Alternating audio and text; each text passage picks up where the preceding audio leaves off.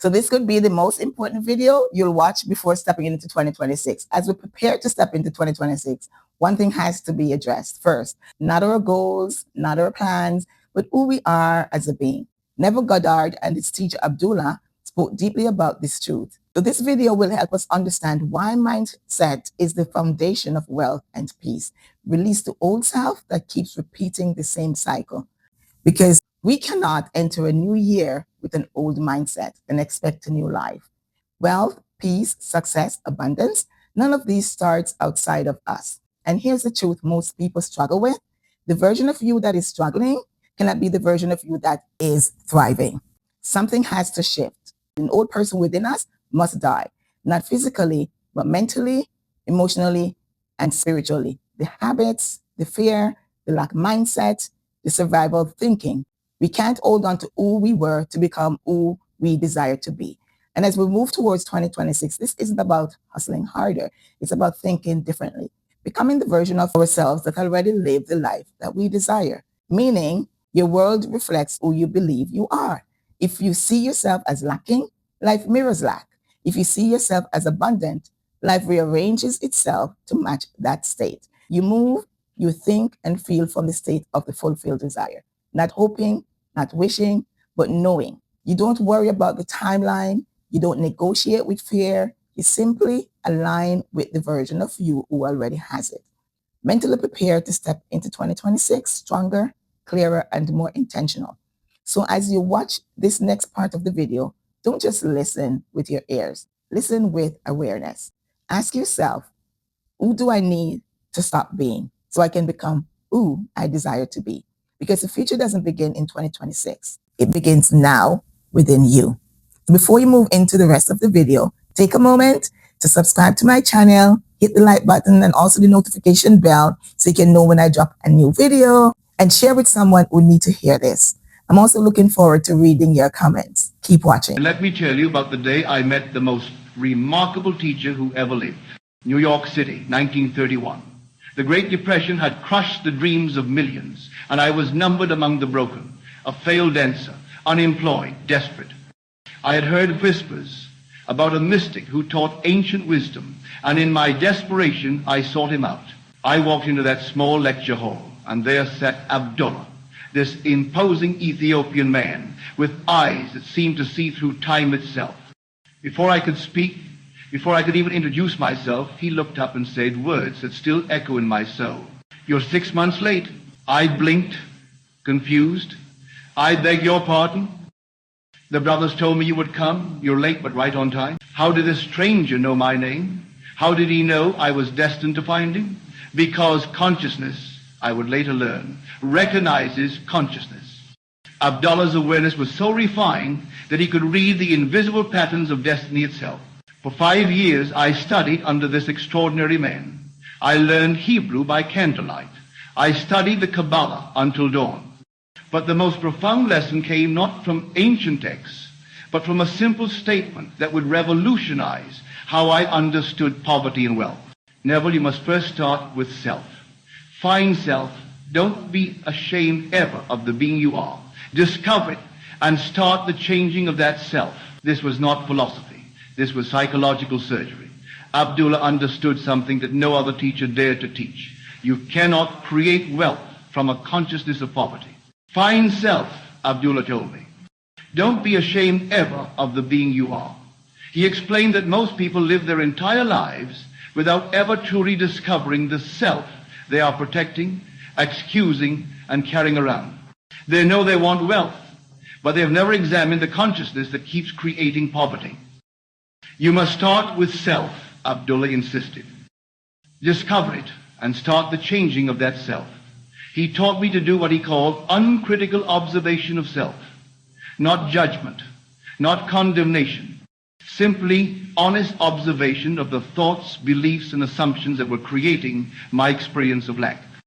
What I discovered shocked me. When I honestly examined my consciousness, I found a self that was ashamed to want wealth, afraid of success, convinced that money was somehow spiritual pollution. I discovered beliefs I didn't even know I held. Rich people are greedy. Money corrupts. I don't deserve abundance. This poor self wasn't just in my conscious thoughts. It lived in the very arrangement of my mind. It was in the way I walked, the way I spoke, the way I unconsciously expected rejection and limitation. Abdullah told me something that changed everything. Your description of the world is a confession of the self that you do not know. Every time I complained about lack of opportunity, I was confessing my consciousness of limitation. Every time I blamed external circumstances, I was revealing the powerless self I was protecting. Every time I spoke of money as scarce or difficult to obtain, I was announcing the poverty consciousness that was creating my experience. There is no cause outside the arrangement of your own mind, Abdullah taught me. If you are poor, it is not because of the economy, not because of lack of opportunity, but because of the arrangement of beliefs and assumptions in your consciousness. This was a brutal truth, but it was also liberating, because if poverty was created by consciousness, it could be changed by consciousness. Once Abdullah had shown me the poor self I was unknowingly protecting, he taught me how to transform it completely. After you discover that self, he said, then you start changing the self. But here's what made Abdullah's method so different from every other approach. He didn't teach me to fight the poor self or try to destroy it. He taught me to consciously become a different self entirely. The acceptance of self is the essence of the moral problem of the world, Abdullah explained. When that self is accepted, then you can start to change. Abdullah taught me the exact method. Begin with uncritical observation of self. Every day, I would observe my reactions to life without judgment or justification. How did I react when money was mentioned? What did I assume when I saw wealthy people? How did I feel about my own worth? What I discovered through this honest observation shocked me completely. I was ashamed to admit I had ever known such a lowly creature as the poor self I had been carrying around. But Abdullah insisted, the acceptance of self is the essence of the moral problem of the world. When that self is accepted, then you can start to change. I had to accept that I was currently the self who created poverty. Not fight it, not justify it, but accept it as the current arrangement of my consciousness. Then came the transformation. I began to assume I was the wealthy self. But here's the crucial test Abdullah taught me. How will you know that you've changed the feeling of I? By observing your reactions. If I assume wealth, but my reactions remain those of a poor man, anxiety about money, resentment toward the rich, fear of rejection, then I had not truly changed. My reactions are automatic. So if I was truly changed, I would automatically react differently to life. The goal was to reach the state where I was no longer thinking of wealth. I was thinking from wealth, where all my energies flowed from that wealthy state, until it became so stable it expelled all rivals. Now, I know some of you are thinking, Neville, this sounds powerful. But when I try to be the wealthy self, it feels fake. I feel like I'm pretending or lying to myself. And that's exactly where most people get stuck. They try to force the transformation instead of allowing it to happen naturally. But here's where Abdullah's method became truly revolutionary. Once I began practicing this new wealthy identity, I made a crucial mistake that almost derailed everything. I would practice being the wealthy self, then immediately return to discussing my current poverty. I would assume abundance in imagination, then spend my days analyzing whether it was working. This is when Abdullah taught me what I now call the closed-door consciousness. Let me share the exact moment this happened and show you the true power of this method. In late November 1933, I was unemployed with no money for passage, but I desperately wanted to visit my family in Barbados for Christmas. I had been imagining myself there nightly, sleeping in my childhood home. When I told Abdullah I was no nearer to Barbados, his response was immediate. You are in Barbados. Then he turned his back on me, walked towards his bedroom, and slammed the door. As I would later write, this was not an invitation to follow him, if you understood Ab. After Abdullah closed the door on our conversation, I had a choice. I could reopen it by continuing to discuss my poverty, or I could keep it closed by living as the self who was already in Barbados. I chose the closed door. Every night, I would live as the self who was already in Barbados, not hoping to get there, but dwelling there in consciousness. I would feel the humid tropical air, hear the familiar sounds of home, see New York as a distant memory from my new reality. But more importantly, during the day, I would not discuss my lack of money. I would not analyze whether it was working. I would not debate the impossibility with my logical mind. I had become the self who was in Barbados. That self didn't discuss obstacles. He lived from accomplished fact. A few days later, on the 3rd of December or 4th, a letter arrived from my brother Victor. He wrote, "We are a large family, 9 brothers and a sister. We have never been united around our Christmas table since we were a family. You are the only one missing." Enclosed was a $50 draft and notification that he had arranged my passage. When I went to the steamship company, they told me, "I am sorry, Mr. Goddard, but I do not have a first-class passage for you. We can accommodate you third class. You have the first-class accommodations for meals and all other areas of first class, but for sleeping you have to move into the third class." I went back and told Abdullah about the third-class arrangement. You know what he said? "Who told you you're going third class? You are already in Barbados, and you went first class." Again, he closed the door on me. On the morning of the 6th of December, when the ship sailed, the ticket agent said, "Mr. Goddard, I have good news for you. We have a cancellation, and now you can go first class, but you will share it with 2 others. There are 3 in the cabin, first class." Exactly as Abdullah had declared when he closed the door on any discussion of limitation. Because Abdullah understood a profound truth. Once you accept something as fact in consciousness, any further discussion of obstacles or limitations reopens the door to doubt. This became the foundation of Abdullah's closed-door consciousness. When you transform into your wealthy self, you must close the door on your poor self permanently. No negotiation, no debate, no looking back. This isn't denial. This is decision. When you truly change selves, you don't keep one foot in each identity. You close the door on who you were and live completely as who you've chosen to become. This proved to me that Abdullah's method works not through hoping or visualizing, but through complete identity transformation, combined with absolute mental discipline. When you truly become the wealthy self and close the door on the poor self, reality must conform to your new consciousness.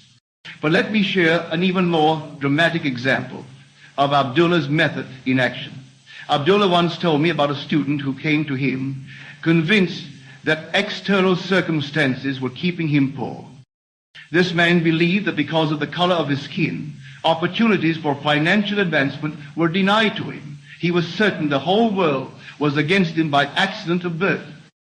Abdullah taught him exactly what he taught me. There is no cause outside of the arrangement of your own mind. This student initially couldn't believe it. How could his poverty be caused by his consciousness when society itself seemed structured against him? But Abdullah insisted, you must first start with self. Find self. Don't be ashamed ever of the being you are. Discover it and start the changing of that self. The man began to examine his consciousness honestly. He discovered that he was living as the self who expected limitation, who assumed rejection, who believed his circumstances made him powerless. He had arranged his mind around the assumption of being a secondary citizen. Then came the transformation. Instead of trying to fight external circumstances, he began to change the self who was creating those circumstances. He closed the door on the identity of limitation and opened himself to the consciousness of unlimited opportunity. It took me almost 3 years, the man later told Abdullah, to really overcome that fixed idea that I, by the accident of birth, would be a secondary citizen. But I overcame it. The results were extraordinary. Not only did opportunities begin to appear, but he was offered 4 equally wonderful business locations. He chose the one with the best facilities, not because it was the only option, but because he now operated from consciousness of choice and abundance. The final result? Neville, this year I will net $250,000. $250,000 a year in the 1940s. This was a man who had completely transformed from poverty consciousness to wealth consciousness, using Abdullah's exact method. Now I want to give you the exact process Abdullah taught me for transforming your feeling of I. the foundation. Tonight, practice what Abdullah called uncritical observation of self. Without judgment, simply notice your automatic reactions to thoughts about money. How do you feel when wealth is mentioned? What assumptions arise when you see prosperous people? This is not about judgment. As Abdullah taught, the acceptance of self is the essence of the moral problem of the world. You cannot change what you refuse to see clearly. The transformation. Assume the new state. Begin to assume you are the self who naturally possesses wealth, not someone who hopes to get wealthy, but someone who is wealthy in consciousness. As I learn, you must remain in that state long enough to make that state stable. The test. Observe your reactions. Here's how you'll know the transformation is real. Your reactions will automatically change. If you truly assume the wealthy state, you'll no longer feel anxiety about money, resentment toward the rich, or fear of lack. Your responses to financial situations will naturally shift because you're thinking from wealth, not of wealth. The commitment. Make it stable. Continue this assumption until all of your energies are flowing from that state, and it becomes so stable that it definitely expels all rivals. Only then have you achieved true transformation of consciousness. The secret to making this transformation permanent is understanding that you're not pretending to be wealthy, you're actually becoming a different person. When Abdullah taught me to find self and change self, he was teaching fundamental identity reconstruction. The poor self assumes scarcity, expects difficulty, and creates experiences that confirm limitation. The wealthy self assumes abundance, expects opportunity, and creates experiences that confirm prosperity. You cannot serve both. You cannot live as the poor self during the day and hope to manifest as the wealthy self. One identity must die for the other to live. This is why Abdullah's closed-door consciousness is so crucial. It represents the finality of your decision. You are no longer the person who lacks wealth. You are the person who possesses it. But let me leave you with the deepest truth Abdullah ever shared with me. The reason most people remain poor is not because they don't know techniques or methods. They remain poor because they're terrified of letting their poor self die. They've become so identified with struggle, so attached to limitation, that they cannot imagine existing as a different self entirely. But here's what Abdullah taught me. That poor self was never really you anyway. It was just an arrangement of beliefs you accepted and maintained. You are not your poverty consciousness. You are the awareness that can choose any consciousness. When you truly understand this, when you realize you have the power to be any self you choose, something miraculous happens. You stop trying to get wealth and start being wealth. You stop hoping for abundance and start assuming abundance.